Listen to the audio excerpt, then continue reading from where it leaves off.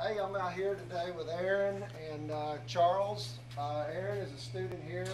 He's the lead on a cool Rover project he's doing for the Rocket City Space Pioneers. And they're a partner of ours, and he's a student here. And Charles here is an engineer. He's with Dynetics, and he's volunteering his time to come over here and teach students how to design and build cool stuff. Now these guys are already able to do a lot of cool stuff. They've got great instructors here who let them work with all this cool hardware. In fact, they built a lot of this hardware all here in house. This is not a kit. This is stuff that they've done, and this is the third iteration. And I'd like to see if Charles will tell us a little bit about their working relationship as an engineer working with high school students and the things you guys learn by a process like this. With the students, I did my best to keep up with them. They got ahead of me. All right. I just tried to point them in the right direction and let them loose. They've been doing good. They know what they're working on. Of course, it's been a challenge. They just don't have the background knowledge yet, but they're willing to learn it, and they did really well. Of course, you've seen it rolling around here. It's working great. So you give them the mission scenario that, you know, some of the things that we'd be looking for. And I assume this incline represents a kind of a worst case scenario. That better be worst case scenario. Okay. So you bring in some of the parameters that we're looking for as team members. Yep. For on the serious side of things, and what do we hope to learn through these exercises working here at the tech school? Well, we explain the kind of things like how much power draw do we have, how much weight can we move, how much space do we have, and work within those constraints. What kind of ideas can we come up with? And grab these young guys with a lot of creativity and imagination and let them try out different things.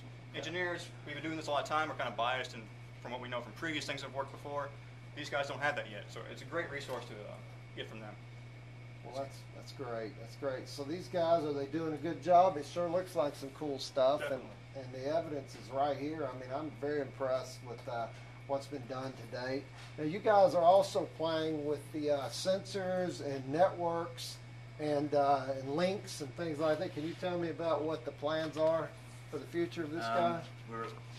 We want to get to where we can control this through the internet. Completely through the internet. We don't have to use the Bluetooth.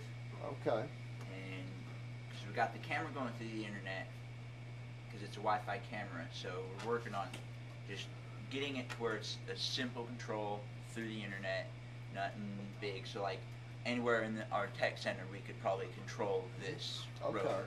Cool.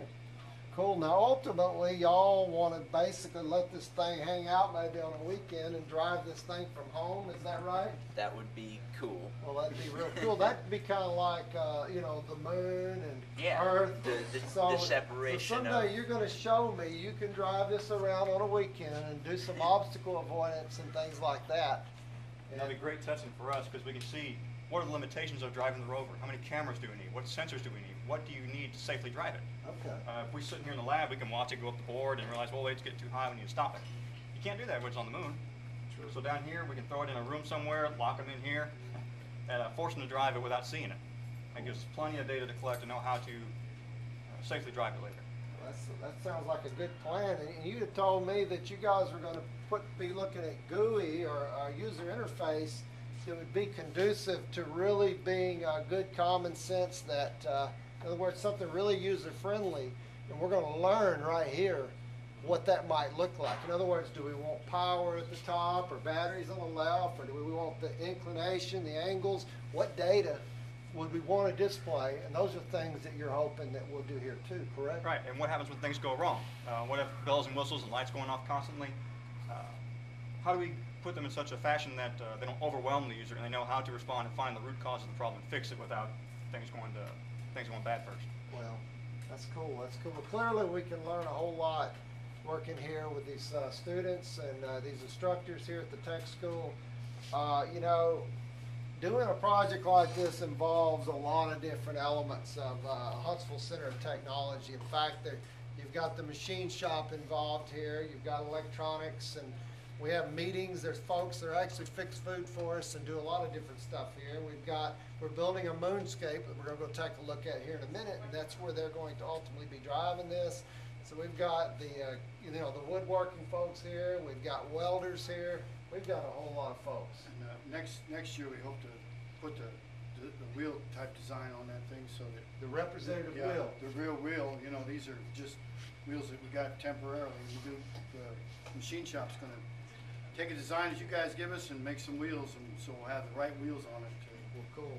And this is Mr. Stingles. He's definitely leading the pack here. He's the instructor, and this electronics class is doing a great job, and we're really, really happy to have these guys on board. Having you engineers work with these folks, I think that's a good experience, and these guys are gaining experience that'll serve the workforce here in Huntsville really good. So we appreciate them being here, and I guess that's about it. Thanks.